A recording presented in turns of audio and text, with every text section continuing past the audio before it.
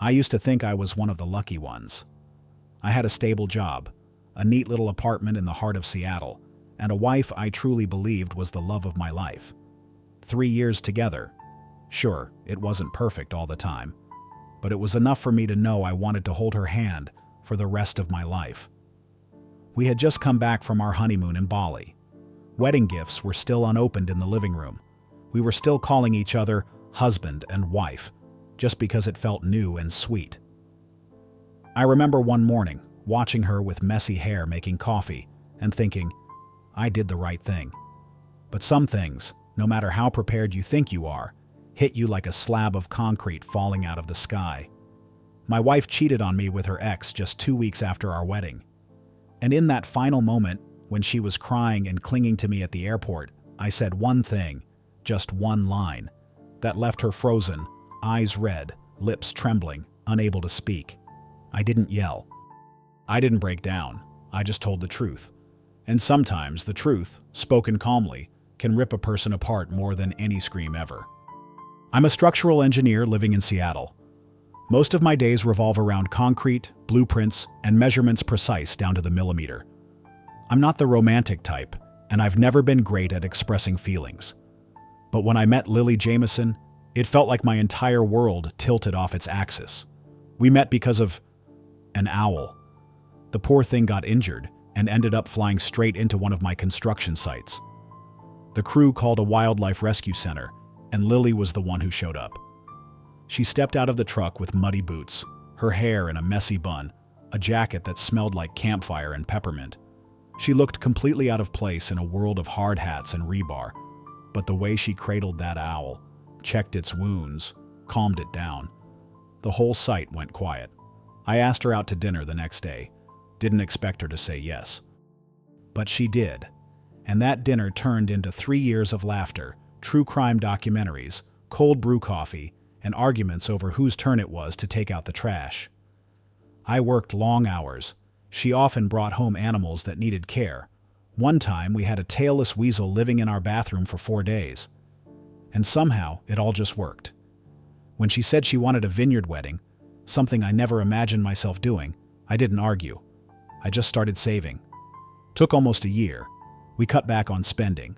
I picked up extra shifts, skipped vacations. But on that day, when I saw her in a white dress walking through the grapevines, I thought, totally worth it. Friends flew in from all over.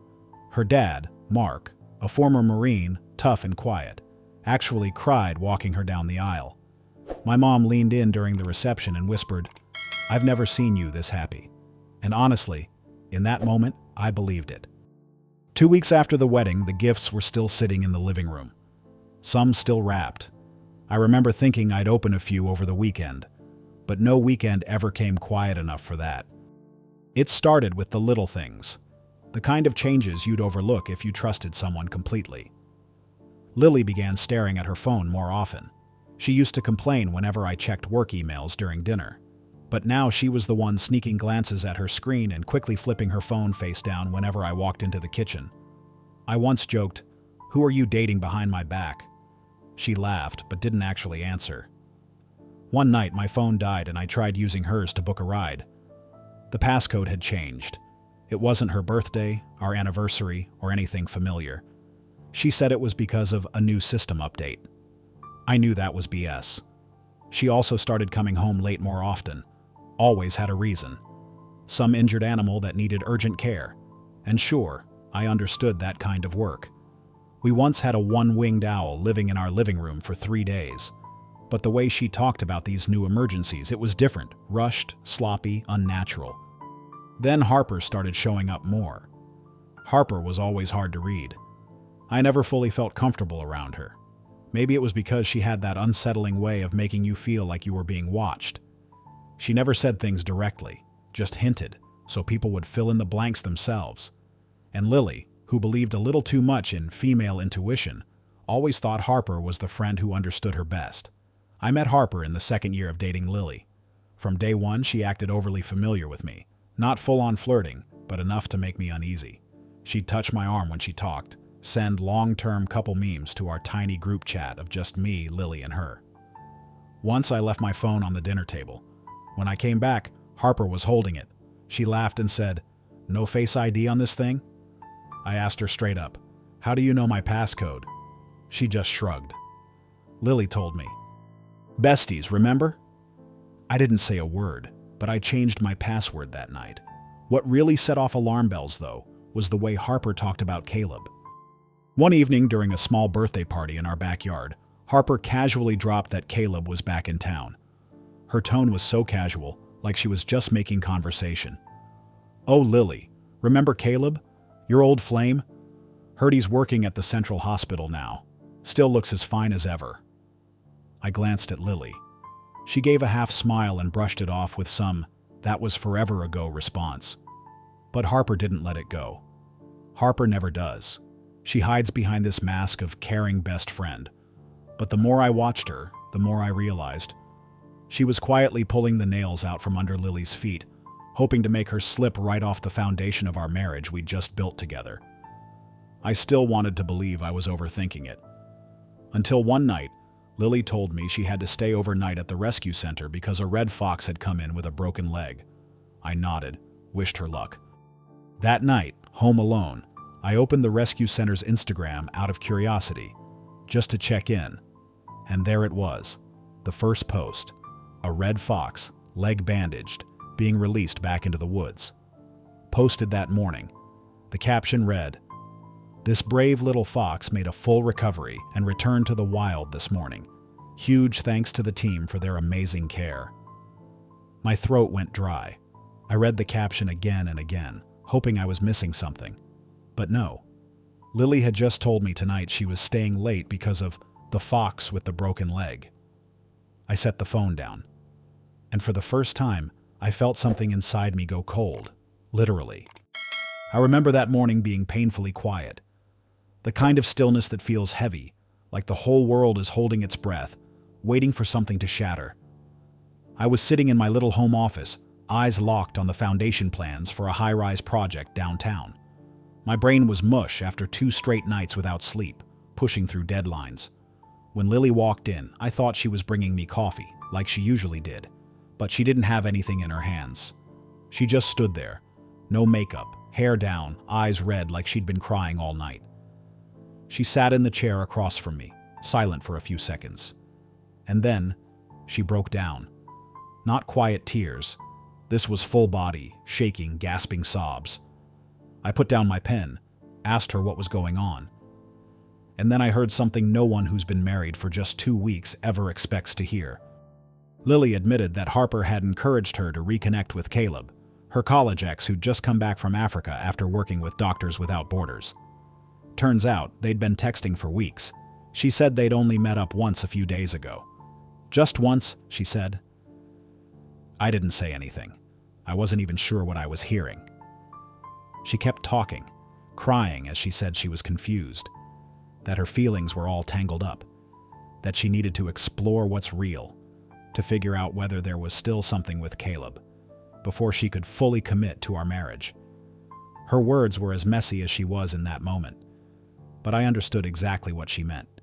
She swore they'd only met a few times, that she hadn't done anything wrong, that she was just confused, that she needed time to figure out her heart, that she owed herself an answer before giving me everything. I didn't say a word. I just sat there, staring at her, listening to every word like someone reading aloud the obituary of our marriage. I didn't slam the table. I didn't ask why. I didn't cry. I just opened my laptop, typed in "Best Divorce Lawyer Seattle," and picked up the phone. Lily shouted, "What are you doing? I never said I wanted a divorce." I looked her straight in the eye and replied, voice flat, "No, you didn't say it, but I am. I need you to get out of my house. Now." She started yelling that I didn't understand, that feelings aren't something you can control, that if I truly loved her, I'd give her time.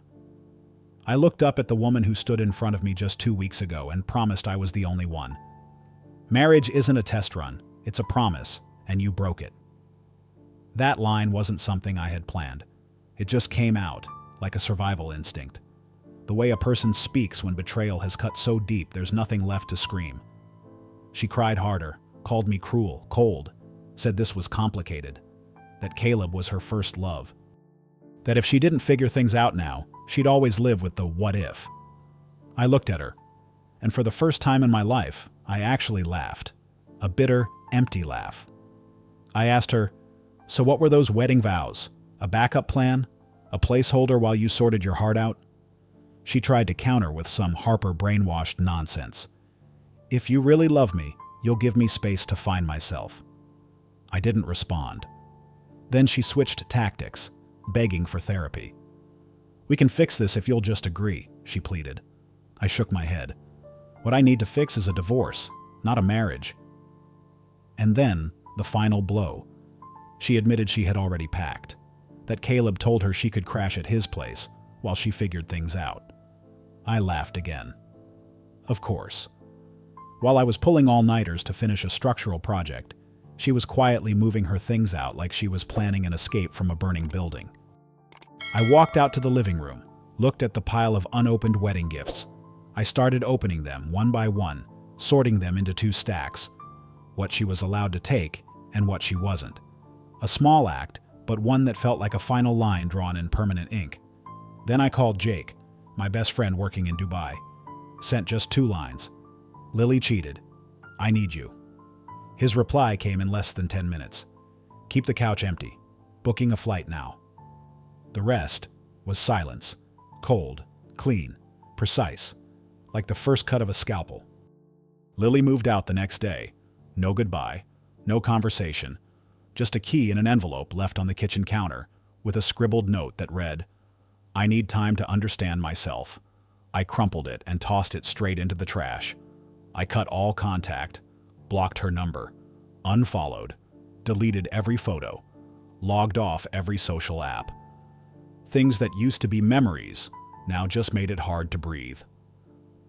That night, I sat alone in an apartment that still smelled like her perfume, surrounded by wedding gifts we never got to use, and for the first time in my life, I had no idea what to do next. Luckily, I didn't stay alone for long. 36 hours later, I opened the door, and there was Jake, holding a bottle of bourbon, wearing that look like he was ready to beat the hell out of anyone who hurt me. No need for big speeches. That night, we sat out on the balcony, drinking in silence, listening to old music, and letting the wind carry away whatever pieces of me were still breaking. But what really caught me off guard was who showed up the next morning. I was getting ready to head out when I heard a knock. 3 sharp, heavy knocks, not the kind a delivery guy or neighbor makes. I opened the door. It was him, Mark Jameson, Lily's father, former Marine, the man who once made me stand at attention and formally introduce myself 3 times before he let me date his daughter. His shoulders filled the doorway, his face weathered and stone still. Those eyes always felt like they were scanning straight through your soul. I used to think he didn't like me. Not because he ever said anything, he didn't have to. He was just quiet, watchful. So serious it made me feel like I'd never be good enough for Lily whenever he was around. And yet there he was, standing on my doorstep in a worn-out military jacket, empty-handed, no anger, no tension. Just one line in that deep, sandpaper voice of his. "My daughter's an idiot. You got any coffee?" I invited him in, poured a mug of black coffee, no sugar. He sat down without looking at me, leaned back in the chair, eyes fixed on the window like he was diffusing landmines inside his own head. After a while, he spoke, without me having to ask. "She called us last night, crying, rambling, trying to explain something she doesn't even understand herself." He didn't defend Lily. He didn't blame me either. He just shook his head, set the mug down, and told me something not even Lily had ever known. Turns out, Caleb, Lily's college love, had cheated on her.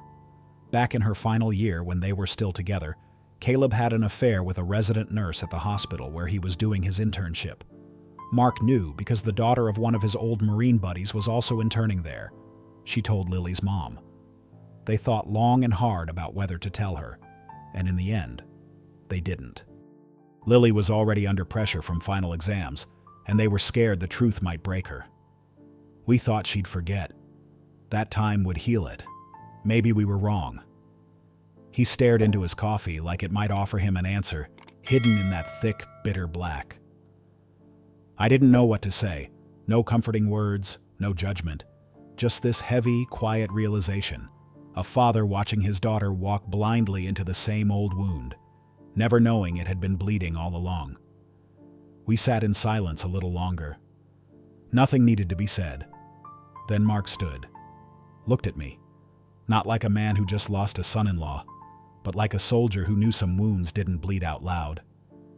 Before he left, he turned back, gave me a light pat on the shoulder and said, "If you ever leave town, let me know.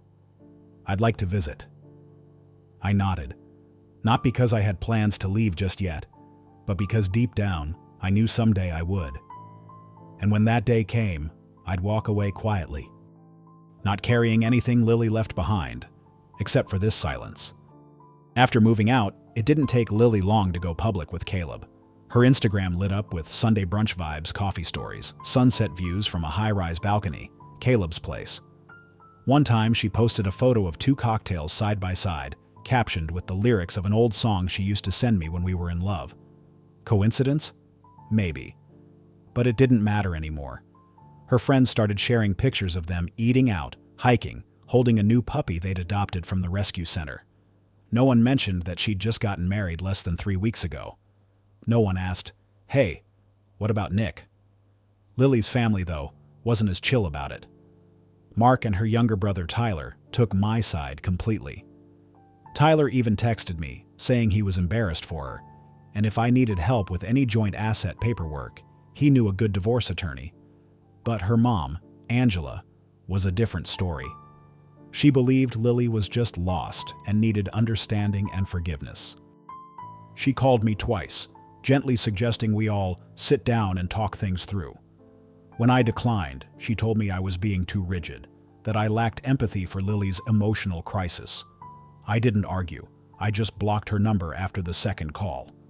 Tyler later told me the atmosphere in that house now felt as cold and cramped as the marriage Lily had left shattered behind her. As for me, I did exactly what needed to be done. I took a 2-week leave from work, told the company it was a family matter. My boss, who'd gone through something similar years back, didn't ask questions, just signed off on it. I spent most of that time with my lawyer, sorting through divorce paperwork. Thankfully, we didn't own property together yet. We were still saving for a down payment. The place we lived in was mine. I'd bought it before the wedding, but we had merged bank accounts right after the ceremony. Big mistake. Every expense, from utility bills to the winter vacation deposit, was in that shared account. So I went to the bank and froze it, just to make sure what was mine stayed mine. Lily hadn't taken anything yet, but I wasn't going to wait and find out. She still texted me, not often, but just enough to keep that invisible thread between 2 people who once called each other husband and wife. "I hope we can still be friends after all this. Nick, I'm sorry I hurt you. I'm just trying to figure out who I really am. I hope you're okay. Maybe someday we'll sit together again and it won't hurt anymore." I read them, but I didn't respond. Because honestly, I didn't know how to respond to someone who used my love as a springboard to chase after her past. Someone who walked out of my life carrying all my trust, and then turned around to ask, "Can we still be friends?" I don't want to be friends with the person who held a knife to my chest, and apologized only because she didn't mean to twist it that deep. I think the moment I truly let go was when I saw that photo of them together on Facebook. Lily and Caleb, hand in hand in the middle of an orange grove in Napa Valley, smiling like the world had never cracked beneath them. The caption read, "Healing together, one day at a time." I stared at that photo for a long time. Not angry, not heartbroken, just empty. And that emptiness, that was my freedom. I threw myself back into work, fully. No more morning gut punches while making coffee. No more zoning out in front of blueprints. I stayed late, picked up more projects, started speaking my mind in meetings again. 3 months later, I got promoted to lead a lakeside development project, a 7-figure deal. My boss called me into his office, shook my hand and said, "You're back. Better than ever." I smiled. And for the first time since everything fell apart, it didn't feel like a joke. Meanwhile, on the other side of things, life wasn't quite as shiny as it looked on Instagram. The first person to tell me? Jess, a young staffer at the Animal Rescue Center who worked with Lily. She'd messaged me once before, back when a clip of Lily and Harper fighting made its rounds internally. I know I shouldn't get involved, but it's disgusting watching Lily fake healing while leaving behind someone who gave up so much for her. I saw how hard you worked just to save up for that wedding. I never replied, but Jess kept quietly sending updates. Caleb was constantly coming home late, blaming it on extended shifts, yet posting bar selfies with coworkers. He didn't clean.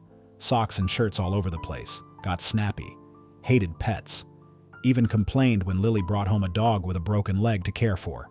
Lily, who once called those animals her babies, was now being told not to bring work home because Caleb needed space.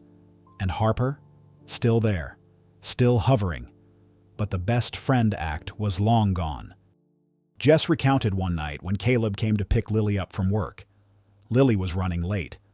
Caleb waited in the car. Then Harper walked right up to him, smiled, reached out, and brushed something off his chest, lingered a little too long. Everyone saw it, including Lily, who had just stepped outside. From that moment on, things really started to crack. Lily grew suspicious, checked Caleb's phone, asked questions. Caleb grew cold, told her she was controlling, just like his mom. And Harper, unbothered, still inviting Caleb to lunch to discuss fundraising for the shelter. Then came Caleb's birthday. Lily had planned the whole week. She cooked his favorite dish by hand, ordered an expensive bottle of French wine, and wrapped up a gift. A Hamilton watch I recognized immediately, because I nearly bought that exact one for myself as a wedding gift. That night, Harper, either by mistake or pure intention, sent Caleb a drunk text. "Miss our lunches. Hope Lily doesn't check the second phone, LOL." Second phone. Lily had no idea Caleb had a second phone. Well, now she did. She stood up from the table and walked away, left the food, the wine, the gift, all of it sitting there. By midnight, Harper was casually posting stories from some bar. No caption. But in the reflection of the mirror behind her, there he was. Caleb. The next morning, Lily showed up early at the rescue center, waited for Harper, and that's when all hell broke loose, in the staff break room. According to Jess, they screamed at each other in front of at least 5 people. Lily demanded to know if Harper had been sleeping with Caleb. Harper just laughed, didn't deny it. Just shrugged and said one sentence that shut the whole room down. "At least I didn't ditch the best guy I ever had to run back to someone who already cheated on me in sophomore year." Lily snapped, yelling that Caleb said he still loved her. Harper scoffed. "Love? You think he loves you? That man doesn't love anyone but himself. At least I waited until you two were over to sleep with him. What about you?" Lily froze, face pale, shaking. But I knew. This was her unraveling piece by piece. No one needed to yell at her. Life was doing the work for us. That line wasn't just a comeback, it was truth. And for the first time, it was spoken. Cold, clear, and in front of everyone. Lily didn't fight back. She just quietly left the center. Didn't say a word. That was the last day she showed up for work. She filed for extended leave after that, and no one has seen her back since. Jess, who filmed the entire thing, sent me the video with one short message. "Figured you should have this. She's finally learning the lesson you had to pay for first." 3 days after the blow-up at the rescue center, I got an email from Lily. No subject line, just her name in the sender field. I almost didn't open it, but curiosity is hard to ignore, especially when the person who shattered your life just got hit by the fallout of her own choices. The email was long, so long I had to scroll nearly 10 times to reach the end. And it was a mess, a chaotic swirl of guilt, excuses, and a last-ditch plea for forgiveness. Lily wrote that she had finally seen everything clearly. She said life with Caleb was just a shadow, a blurred emotion she mistook for love.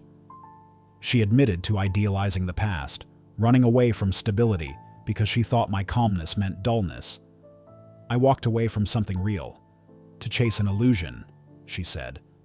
She described Caleb as selfish, vain, treating her like an accessory at parties, scoffing whenever she brought up responsibility or a future. I used to think you were cold, she wrote. Now I see. It wasn't cold. It was steady. It was strength. She said she finally understood me. The way I quietly observed. The way I acted instead of talked. The way I remembered the smallest things, like making her oat milk just the way she liked it, even though the smell gave me headaches. Now I see it all, Nick, she wrote. I know it's probably too late, but if there's even a 1% chance we could start over, I'd give up everything else I have left.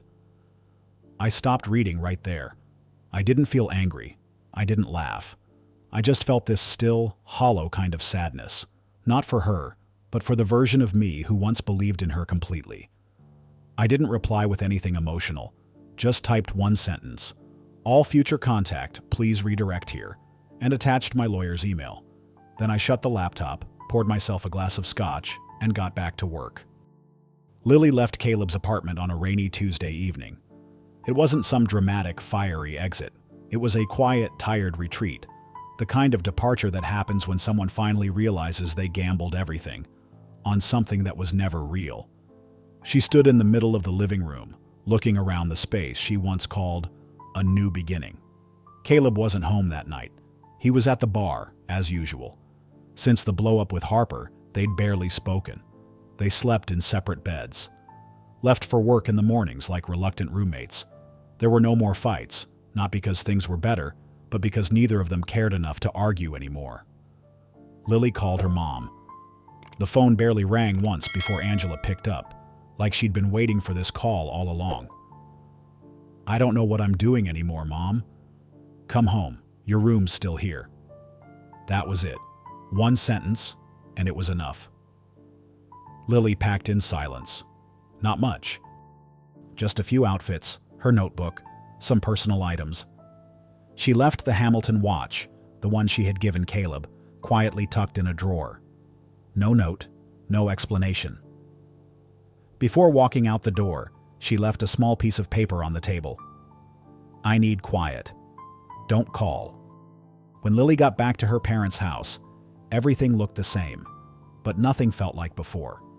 Her mom rushed to the door and hugged her tight, whispering, "It's going to be okay," over and over like a worn-out mantra. But her dad didn't come out. Lily could see his shadow in the living room, sitting in his usual chair, reading the newspaper. But he didn't look up. She knew he knew. As she carried her bags upstairs, her younger brother passed her in the hallway. He said just one thing. "You know Nick didn't deserve any of that."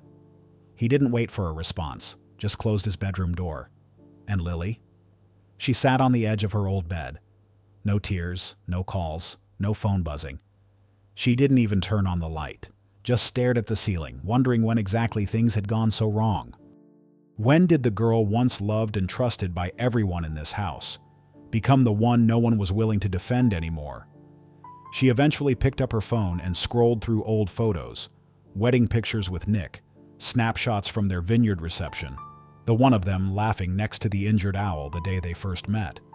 Now, they were nothing more than fading proof of someone she used to be, someone she had chosen to walk away from, and the part that hurt most, more than regret, more than loneliness, was the realization that even if she wanted to go back now, that door wasn't hers to open anymore.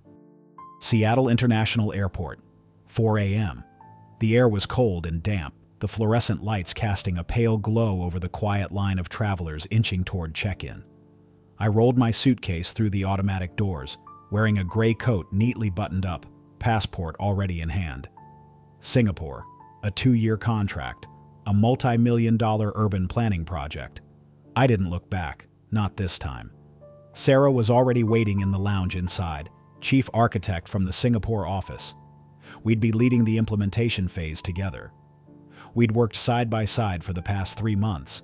Late-night Zoom calls, blueprint revisions down to the centimeter, conversations after hours about red wine and vintage Japanese jazz.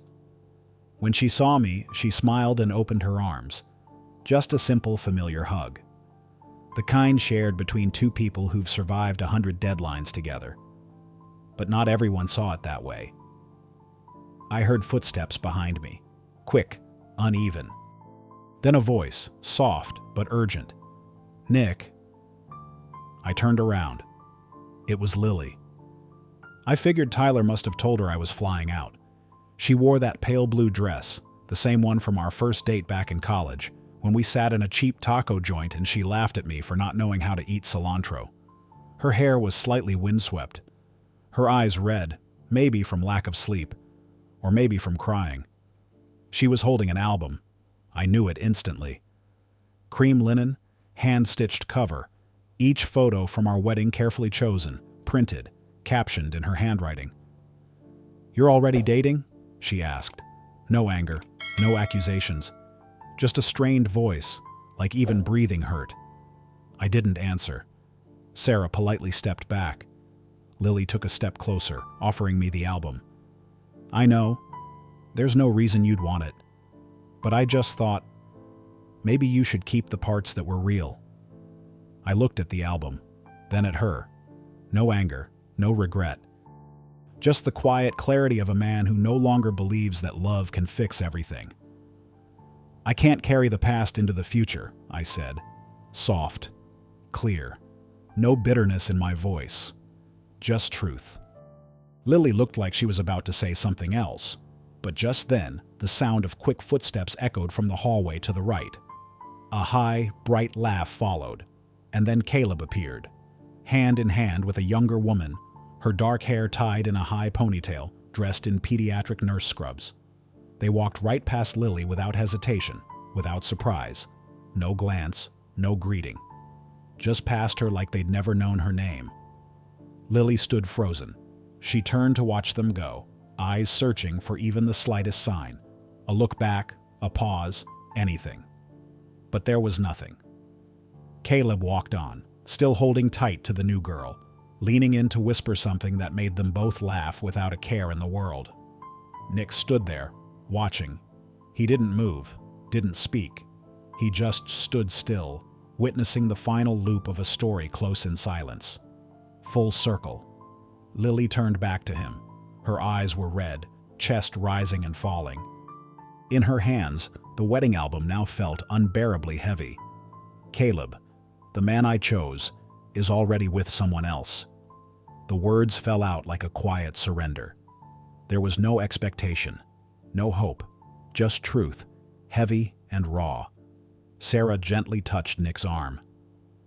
"It's time to board," she said softly. He nodded and walked forward, not looking back. And there, beneath the cold steel bench, the cream-colored wedding album lay, silent, untouched, cold to the skin. No one picked it up. No one needed it anymore. After I passed through airport security, Lily stood there, still, lost, with the kind of look someone wears when they've just lost the last thing they had left. Mark placed a hand gently on his daughter's shoulder, soft like he was afraid to touch an open wound. He said quietly, "Let's go, sweetheart. There's nothing left here." Lily didn't respond. Her eyes stayed fixed on the distance, toward where I had already disappeared into the crowd. 2 months later, I was settled in Singapore. My new apartment overlooked the river, and every morning the breeze carried in sunlight and the soft hum of trams down below. I started each day with black coffee, no sugar. It wasn't heavy anymore, just routine. Work was busy but manageable. Sarah and I continued working together, efficient, respectful, and with the kind of distance that made everything clean and uncomplicated. No mixed signals, no emotional weight. On weekends, I took up cooking.